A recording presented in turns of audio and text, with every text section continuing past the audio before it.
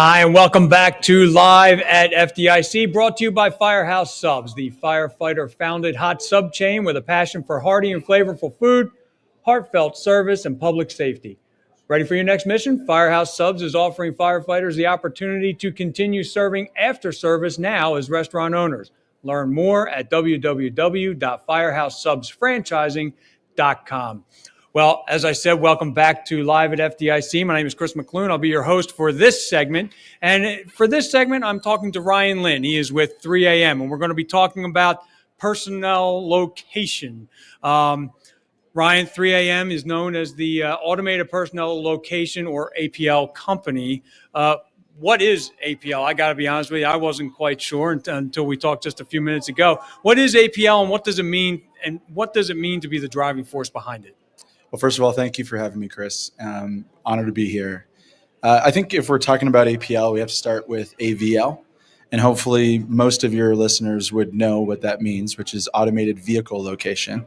And I would say over the past decade, there's been a constant push to actually just make sure that we can locate and understand where our vehicles are. But the missing component is what happens once we stage our vehicles, the dismounted firefighter. And so for us, it's about APL, or automated personnel location.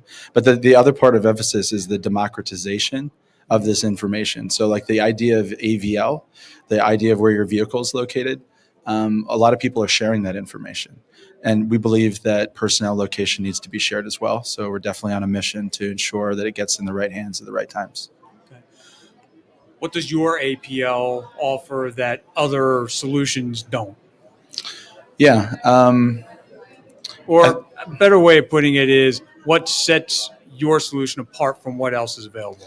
Yeah, we have a sense of 3M Innovations, we're like super gritty. Mm-hmm. So we fight really hard. But I always say if we can do it, someone else can do it too. I think the part that probably sticks out is what I usually like to coin cooperative localization. But the idea of what do you already have? Can we use something that you have? Maybe it's a radio or a tracker or something else that can give us a sense of location. And then our job is to fill in the gaps. What do you need?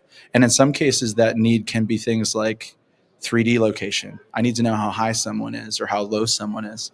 And maybe the stuff that they have doesn't quite do that. So it's our job to fill that gap, but we can show any personnel in the air, in the ground, and in real time. Where does that data end up? Where for the incident commander? It ends up on any screen. Okay. Another thing that's really important to us is, again, as we said, democratizing. Mm-hmm. You don't need to be local. You don't need to be on a special device that's the only one that can see it. We have some commanders that see things from many, many, many miles away, sometimes from countries away if we're dealing with task force deployments and things like that. So literally any screen that can access the internet, we can pull it in and show you. Okay. What are some examples, maybe some case studies or success stories of where APL has already been used by teams? Yeah, and as we talked about at the beginning, I never mentioned departments. Mm-hmm. I think firefighters do not like to be in the limelight, mm-hmm. so I honor that code. But absolutely, the place I would start is time to care. When you have a patient that's critical, a code blue, every second matters, of course, just like it does in a fire. But ultimately, sometimes the closest near responder is not necessarily the one you would have thought operationally. When they can see it, they can direct it. And there are numerous cases where patients have been saved, according to them, because of that understanding. So location awareness, situational awareness, those are two big focuses for you at 3M.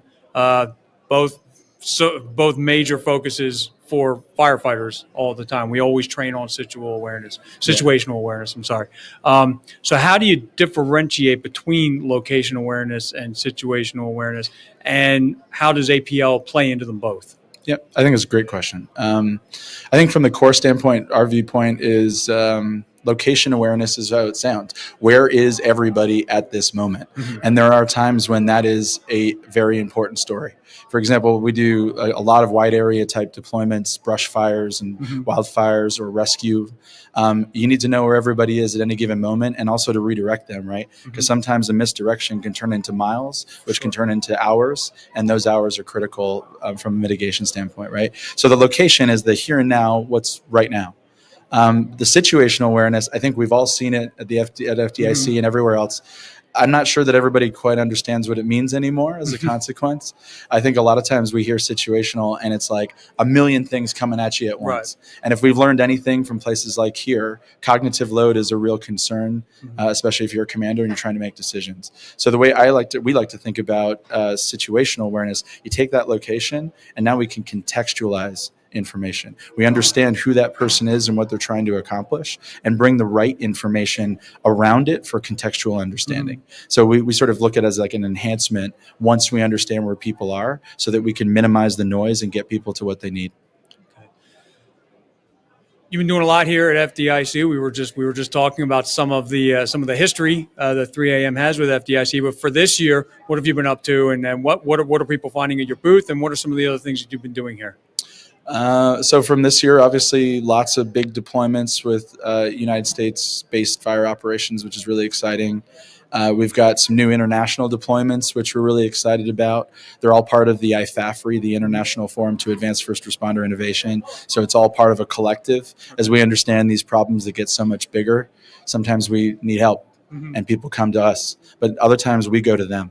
And so it's really important for us that we have a worldwide coverage of all of our brave men and women. And so we're really excited about some of those deployments.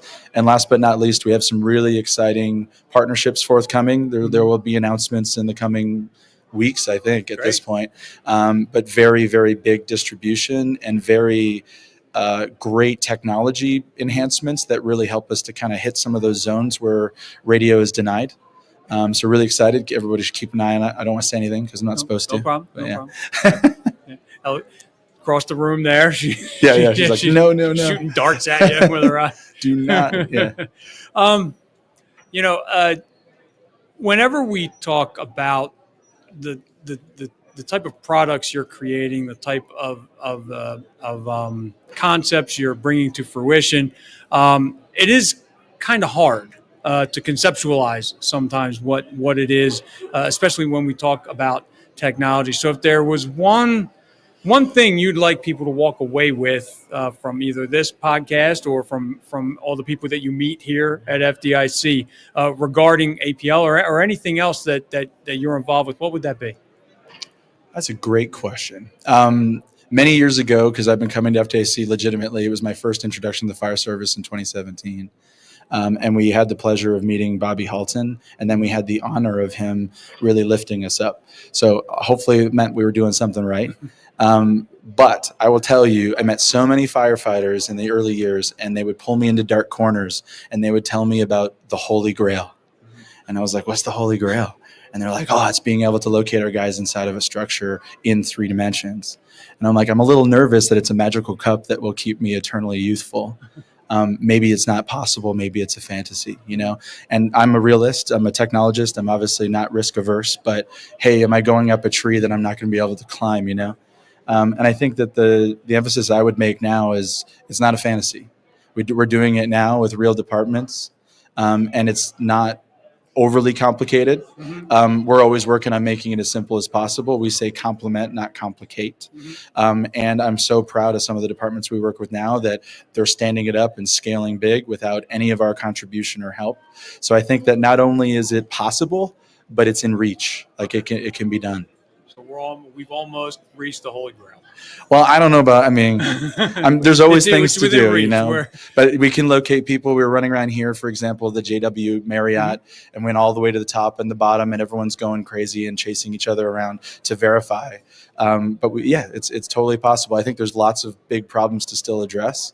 But I think we got to get ourselves out of the mindset that it's something that's out of reach, something that's fantastical. I think it's something that everybody deserves. Well, I think is that ease of use will be a major thing. And, from what you're doing here and, again, getting back to that technology thing where it's not always easy to conceptualize. When you see it happening, that's when like the light goes on, for everybody. Yeah. And that I think is going to be a critical component to that too. But that ease of use, we on the fire ground, of course, you just want to turn it on and for it to work, you know, and you don't want to have to think about what you need to do and what you need to do to set it up and all that kind of stuff. So that's going to become more and more critical. And it sounds like you guys are well on your way. I mean, the thing I would like honestly just throw in there is that because we're really very, very fire service centric. Mm-hmm. But I think the thing that I always hear the most from all the departments is our willingness to adapt what we have, right? It's not just something off the shelf. Mm-hmm. Some, you know, when you deal with purchasing, they're like, I only want something off the shelf. But then when you get into it, they're like, I don't want this and I don't want that, right? And it's like, well, why am I going to distract you with things that you don't want? So we really make it a point, and all of our customers will tell you that we'll tune the product so that it can be easy for you. Because sometimes I've realized it's like easy for this guy, and then I bring it as, wow, what is this? You know? And so we have to continue to adapt and overcome, right? Well, that's the fire service right there, adapting and overcoming. And what I really like is that it's all solutions driven. Like from the very beginning, it was a solution to a problem. Yeah. And you know, that's some of the greatest tools that come into the fire service are just this. This is not a simple thing, but you know, are simply solutions to a problem that someone saw and that someone decided to take charge at. Look how hard their jobs are. They're super complicated, you know, but they make it simple themselves. Mm-hmm. I think it's our jobs as the nerds in the room. We got to do the same. Why are we making it so hard for people to use? Right? We can do it. But you're right. By focusing, I think to me the design element is what's important. Like get the fat out. Mm-hmm. Let's focus on the part that matters and just do that. Tell me about just real quick, just some of the testing you've done. You must have done like real time, you know, with fire departments and things like that. Don't need to mention names, but what type of stuff did you put your products?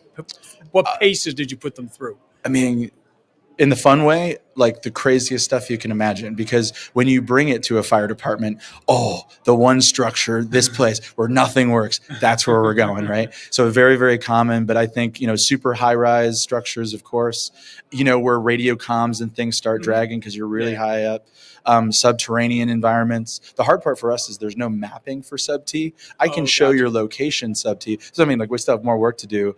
And now we're starting to play with like LiDAR and the idea of dynamically showing things. But you know, you deal with that, and then we get into like naval vessels and big boats and metal things that, you know, radio comms are severely in the ocean. That was something that one of the departments were like, yeah, I know you can do all the fire, you know, sort of attack stuff. Let's go in the ocean. And I'm like, oh, okay. You know, and so we started doing, you know, water rescue and some different things like that. You know, and I think it just keeps going from there, right? It just never ends, to be honest. I think that's one of the coolest things. And there was, it's been a long week. I don't remember exactly who I was talking to, but it was the same kind of thing where, you know, the original purpose was this. And then, you know, one of the best things is when it's useful, it finds application in all kinds of different places you never would have thought. One thing like I'll throw in there too that I think was really interesting. It's obviously there for safety, right? Mm-hmm. That's the number one goal. We called it Florian to literally oversee the well-being of the firefighter, right? That's why it exists. Oops. But one thing I thought was interesting in the aftermath, some departments use it to justify their budgets. So in all the cases that don't go bad, right, that they prevent something bad from happening, well, now they have record of all of their execution and deployment, and they can use it within their budgeting structure to justify, just because there's less criticals and things that are on paper, look at all the activity that we have endeavored. So that's an example of something I never imagined ever. But hey, if it helps you and it keeps us, you know, taken care of, I think it's worth doing. Absolutely. Well, we're coming up on our hard stop here, and God, I mean, like, you know, there's so much more to talk about. So I hate to stop the conversation now, but I really do want to thank you for sitting down with me, covering these things. It's critically important, and if you know, if we're close to the Holy Grail, then you know that's all we're asking for. You know what I mean? So Ryan, thank you very much for sitting down with me today. I'd also like to thank Firehouse Subs again for sponsoring our podcast studio all week, as well as providing the hands-on training lunches. You know, we really are one big family here, big group. We all look out for each other. I'm glad that you're creating things that look out for me. And so again, this has been Chris McClune for Live at FDIC 2025. Have a good one and stay safe.